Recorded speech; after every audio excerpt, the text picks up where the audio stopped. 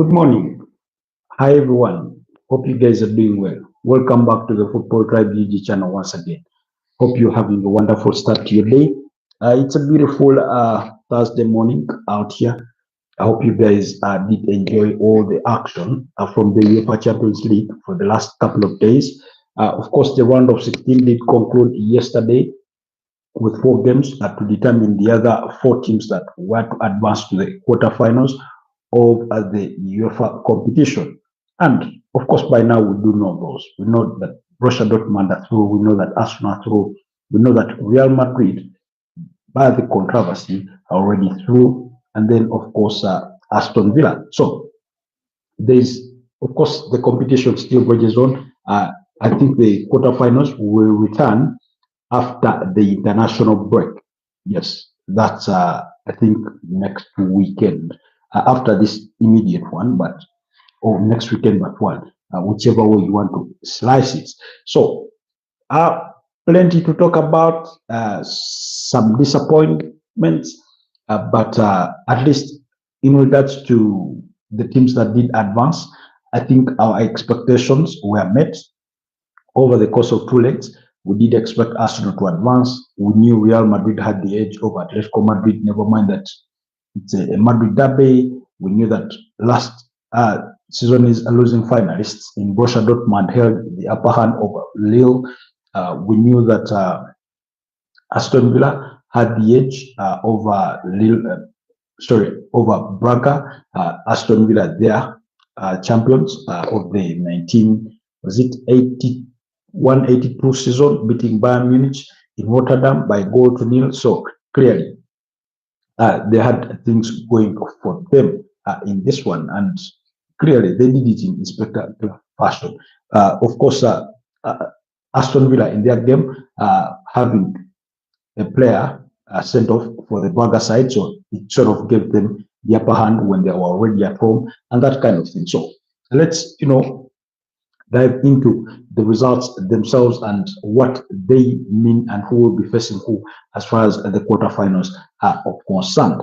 I will start with Lille, where, of course, it was the early kickoff. Lille did lose to Borussia Dortmund by 2-1 on the evening, but of course, getting knocked out 3-2 on aggregate. Remember, Dortmund had won.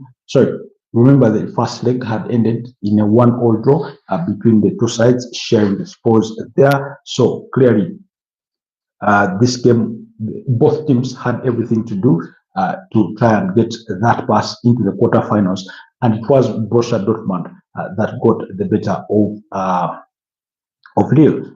Jonathan David did score to give Lille the opening goal in this particular fixture. But of course, a penalty from Emery Chan did enough in the second half. That's in the 54th minute to restore parity for the visitors, and then Bear they are scoring to make it 2-1, and eventually Borussia Dortmund winning it on the day. And clearly, like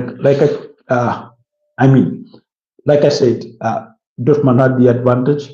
Whether they can proceed with that in the next round remains to be seen. But yesterday they were at it, and clearly things did go their way. The other game did see Arsenal share the spoils with PSV. Arsenal's, had already booked their slot in the quarterfinals by a miracle, having beaten PSV by 7-1 in the opening fixture.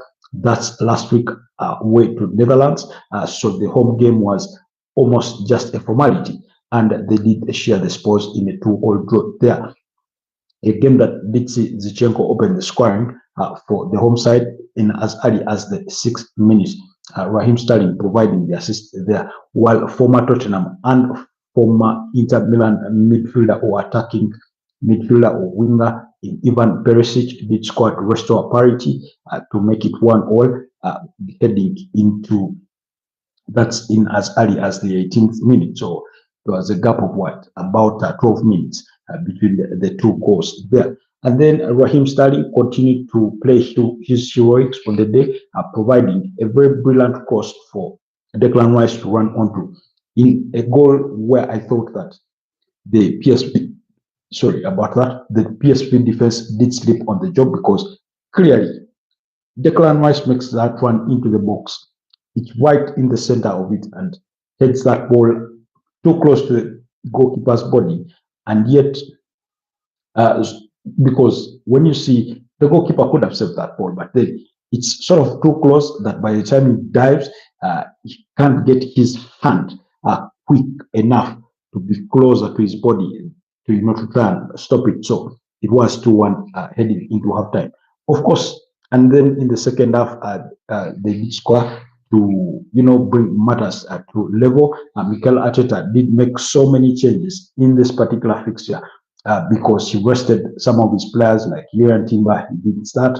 The likes of Martin Odegaard, the likes of Thomas Partey, the likes of Jurgen Timber, like I mentioned, they didn't start this particular fixture. Leandro Trossard did start this particular fixture. Ethan Nwaneri, he gave them a rest because Arsenal do play, I think, Chelsea over the weekend in the Premier League. So a lot of changes were made. We did see Jakub Kivio come on in that centre back to play alongside Gabriel Magalhaes. We did see Miles Lewis Kelly start at left back while Ben White was handed his first full start ever since returning from injury. It's an issue he had spoken about. That's Mikel Arteta in the build-up to this particular game, saying that the England international right back, come defender, was ready for a full start. So clearly, we did witness all that on the day, and those changes, you could vividly see that they caused a bit of a disruption from the way they applied themselves in the first leg of this particular fixture.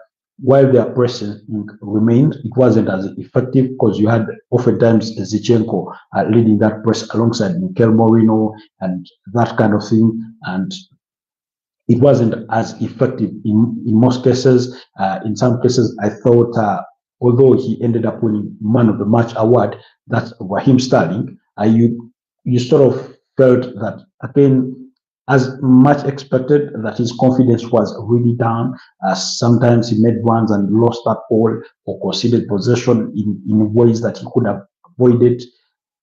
That backline again of Arsenal, because of the way they press their game, because of the way they play their game, did leave themselves exposed behind there, and you could see that in the second goal that David Raya does concede. The ball is looked over him as he tries to come and kind of be his own defender in that kind of thing. So clearly, it's the way that Arsenal do apply themselves generally, and I get the feeling that if they are to have even the slimmest of chances to get past Real Madrid, then they may have to change their tactics on this particular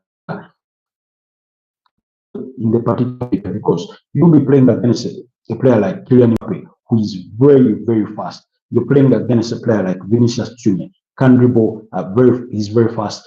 Rodrigo, very fast.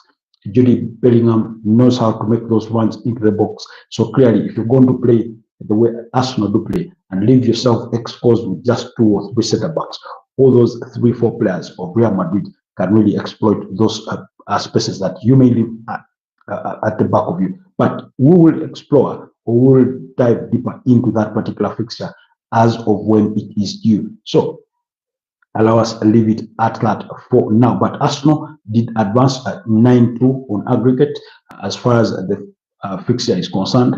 And I think having been knocked out by Bayern Munich last season at the round of 16, I think this is their first time they're advancing to the quarterfinals of the UEFA Champions League competition in 15, 16 years. Because remember, the last 6 times they had featured in the competition, they had been knocked out at the round of 16. Probably losing to, Barcelona, losing to Bayern Munich, losing to AC Monaco, being knocked out by AC Milan, and that kind of thing. So clearly, they do make themselves favors by achieving that slot in the quarterfinals, where they will be facing Real Madrid. Speaking of Real Madrid, these ones did, lose. That's in normal time, a 0-0 against their arch rivals in Atletico Madrid. But because Real Madrid had won the first fixture by 2-1. It meant that the two sides were square on aggregate score, so that meant going into extra time, and they did go into extra time.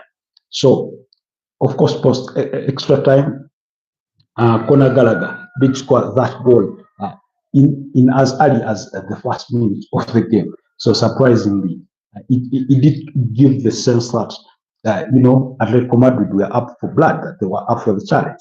But they sort of cancelled out each other, tilted on and into extra time. Never mind that both sides had chances to change their fortunes, but we may as well say that they did not really take them with the rest that we had all hoped that they would. And eventually that game did end up in penalties. And like I said here yesterday, for those of you that were with us on yesterday's live episode, that Real Madrid have this knack in the UEFA Champions League. They have something that supersedes their own talent, and that is luck. So as far as the UEFA Champions League is concerned, they do not need to have a good day in office. They just need to choose their moments and win a game. They just need that luck on their side, and they will win the game. So clearly, this is what happened yesterday. This is what we did witness yesterday, because what else explains it?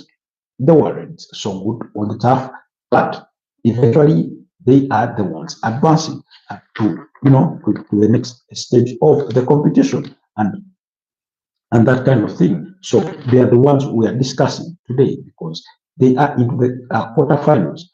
Anything can happen with Real Madrid. Of course, they did win that penalty shootout 4-2.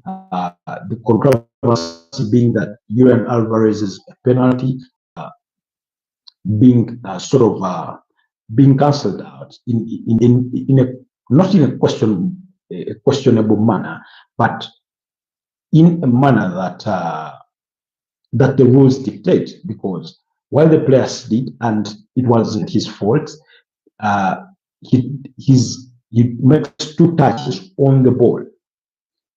What do I mean by two touches? Both of his legs ended up touching the ball in him taking that penalty. Yes, he had scored it, but the rules say that you cannot do that. Both legs, you can't be taking two touches on the ball in taking the penalty. So for me, the question was, what if he had scored? What if, it's not the first time you're seeing a player, slid while taking a penalty. We did see it against John Terry versus Edwin van der Sar in Moscow, the UEFA Champions League final, 2008, Manchester United versus Chelsea. Of course, he slits on the final penalty, and then, of course, he gets United back into it, and eventually United win it. For those of you that do remember, I think the other person to miss a penalty was Nicolas Anelka, maybe, for that Chelsea side. So that notwithstanding, for me, it begs the question, what if he had missed? But VAR quickly reviewed the incident. I think even some Real Madrid players, from the visuals I've seen, and particularly Kylian Mbappe, did signal to the match official that he had taken two touches. In other words, the two touches came because of him sliding, and then the other leg taps the ball while he's taking the ball. The penalty shot in that particular incident, it sort of had to mentalize or visualize if you did not get to see it. But there are so many clips online for those of you that can access them. Go check them out. I would have put it for you here, but then the copyright rules do not permit me to show you those kinds of things and all that. But it did feel like a very painful decision. Of course, manager Diego Simeone wasn't happy with the decision. He did question that why are we seeing this and all that kind of thing. So, I mean, it wasn't pleasant. You can understand the disappointment of Atletico Madrid fans. You can understand the frustration of their own players and the manager and everything to do with in that line. And then the other game, of course, moving away from that, was Aston Villa beating up against Braga or Club Braga there by 3-0. Like, like I did mention, Braga did suffer a very early, first half a red card. Their player Sabe, yes, Sabe was given was sent off for a last man foul. I think against Marcus Rashford. So they were reduced down to 10 men. Nonetheless, they did continue to play well until halftime and post into the second half. Aston Villa came back a different beast and won this one, advancing to the quarterfinals 6-1 on aggregate. So Mike Asensio with the brush in this one, Leon Bailey and Marcus Rashford are providing the assists for the Spanish international and former Real Madrid star, who is, by the way, on loan from PSG. So he will be facing his bosses when the two sides meet, because PSG will be up against Aston Villa. Remember that Aston Villa manager Unai Emery was formerly at PSG. He leaves PSG in 2018, that summer, and then he goes on to join Arsenal. So there's a bit of history here. There's a bit of, things that we'll be, discussing later on as we discuss this particular quarterfinal fixtures. And then, of course, the other was Ian Maatsen. Ian Maatsen, a player that Aston Villa, I think, signed in the summer from Chelsea, so was the other on target. Morgan Rogers providing the assist for that particular goal, as Aston Villa won this one 3-0. Like I said, it was 6-1 on aggregate. So all the teams that are left in the UEFA Champions League do have history. I think when you look at the teams that are left, I think you would.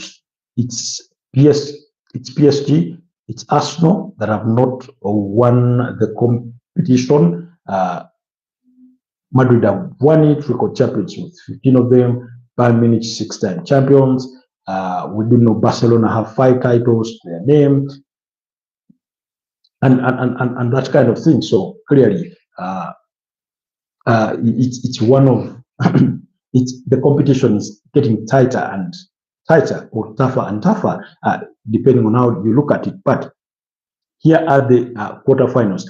The first legs will be played on 8th April. Arsenal will be at home against Real Madrid. That's at the Emirates Stadium. Bayern Munich will be up against Inter Milan. Remember, Inter Milan, their last time winning the competition was back in 2010 when they beat Bayern Munich by 2-0 in the final. I think Diego Milito, for those of you that do remember that, Jose Mourinho side that had the likes of Wesley Sneijder, the likes of Samuel Eto'o, Mario Balotelli, I think, was with that squad. For those of you that do remember, Simon Walters, Maicon, and things of that nature. And then Barcelona will be up against Borussia Dortmund. Dortmund, the losing finalists for last year. That's for the quarterfinals. And now the first two fixtures, that's Arsenal versus Madrid and Bayern Munich versus Inter Milan, will be played on the 8th of April, while the other two fixtures will be played on the 9th of April, and that's Barcelona up against Borussia Dortmund, while Paris Saint-Germain will be up against Aston Villa. Now, the advantage with Paris Saint-Germain, beyond the very talented young squad that they do have, the likes of João Neves, the likes of the likes of Vitinha, the likes of Ousmane Dembele, Kivicha Kvaratskhelia, Bakola, of course, Gigi Donnarumma in goal. The Moroccan, his name eludes me. Achraf Hakimi, yes, Achraf Hakimi, Presido Kimpembe. Never mind that he's no longer mainstay. Marquinhos. So that the biggest tool or advantage they have is with the experience of the manager in Luis Enrique. Remember, he did win this competition in 2015 when Barcelona were winning the treble. They did win the La Liga, they did win the UEFA Champions League, beating up against Juventus, I think, by 3-1. For those of you who remember, that team that had MSN, that's Lionel Messi, Luis Suarez, and Neymar, leading that Barcelona line in terms of attacking strength. Of course, The likes of Xavi, Iniesta were still there. Sergio Busquets, the likes of Gerard Piqué were still in that team. The, the likes of Jordi Alba were still in that team. So so he has the experience of winning this competition. It's one that he's won before. Of course, the other title that they did win for that club, I think, was the Copa del Rey. That was in 2015. So a manager like Luis Enrique, very tactically astute, we did witness him knock out Liverpool, and moreover, Liverpool had won the first leg by a goal to nil, and the return leg being at Anfield, we had thought that all the advantage was within Liverpool's hands. Being at home, we all know how difficult it is to go to Anfield and that kind of thing. But he showed us that he can still knock them out. So do not be surprised if it does get one over us, or or it does surprise us when he goes on to knock out Aston Villa. Besides, they do have the upper hand. Never mind that Aston Villa have won it before, but PSG have never won it. And then the return leg fixtures for the quarterfinals will come on 15th and 16th of the same month, respectively. Of course, those that play on Tuesday this week, the following week they play on Wednesday. That's how the interchange really works. So we'll have ample time, or an opportune time, when we get to discuss these quarterfinals in review. At that point, we'll look at where all teams are in the season. Of course, it's a couple of weeks until then, at least about 3 weeks ahead, and then that will be after the international break. We'll discuss. It will depend on what players are available, what players are back from injuries, what players are going out on injuries, the overall form of those different teams. I do not think a present day Arsenal has any advantage over Real Madrid, but the advantage they have is that Arsenal, leading up to for them qualifying, or leading up to being in the final of 2006, when they lost to Barcelona by 2-1, I think, in Paris. For those of you that do remember, goalkeeper Jens Lehmann being given a red card, and then Pires is sacrificed for Manuel Almunia. They did beat up against Real Madrid by 1-0 at the Santiago Bernabeu to advance. So it was Thierry Henry that scored that goal. For those of you that do remember that, I think Arsenal did not concede a single goal in the knockout stages or something. And until yesterday, Arsenal had not conceded a goal in the UEFA Champions League at home. So PSG scored 2. So clearly, of course, we know that the starting lineup had changed a lot. But until yesterday, they had not conceded a goal from home. And even with that, they had not conceded still so many away from home, because they conceded one against PSV. When we went back, they had conceded one against, one against Inter Milan, and then the other was I'm forgetting. But again, they've been defensively solid as far as the competition is concerned, and that is their main strength. They've been defensively solid in the UEFA Champions League, and they will need that solidity really so much if they had to fend off the likes of Kylian Mbappe, the likes of Vinicius Junior, the likes of Rodrigo. We did see him score a very brilliant goal against Atletico Madrid. Vinicius Junior, we all remember his heroics, guiding Real Madrid to their 15th UEFA Champions League title as a beat up against Borussia Dortmund by 2-0 in last season's final, and that kind of thing. So there's everything to play for. If you are to ask me what my ideal final tie would be, I'd love maybe an Arsenal versus PSG final. Two teams that have never won it, two teams that have both played the final and lost. We all remember Paris Saint-Germain lost to Bayern Munich 2020, a 1-0. We all remember Arsenal lost to Barcelona 2006 2-1. So that would be the ideal for me. And But I mean, we are waiting to see, because when you still have Bayern Munich, Real Madrid, Barcelona in the competition, Barcelona is a team to watch. Barcelona is a team to watch. They are simply too good. If you ask me right now who advances between Borussia Dortmund and Barcelona, I wouldn't hesitate to say Barcelona. Lamine Yamal, Rafinha, that midfield of Pedri, Gavi. This is the way those youngsters dictate play in that midfield. It's incredible to watch. But allow me to leave it at that, because we can speak about this all day. Do let me know what your thoughts are, what your observations were, what impressed you overall in the round of 16 stages. Did your teams impress? Did you think it was out of luck? What do you think they need to do better, if they are, to advance beyond the quarterfinals, to go into the semi-finals? Because I think that tree is already drawn out. How is it drawn out? That between Arsenal and Real Madrid, whoever advances will meet either PSG or Aston Villa.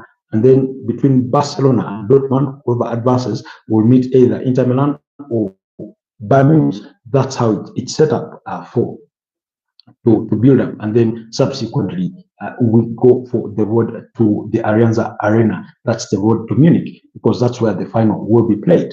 So do let me know what your thoughts are on those particular fixtures, on those particular results, down in the comment section. For those of you that managed to us during these live editions, I do appreciate the time you take.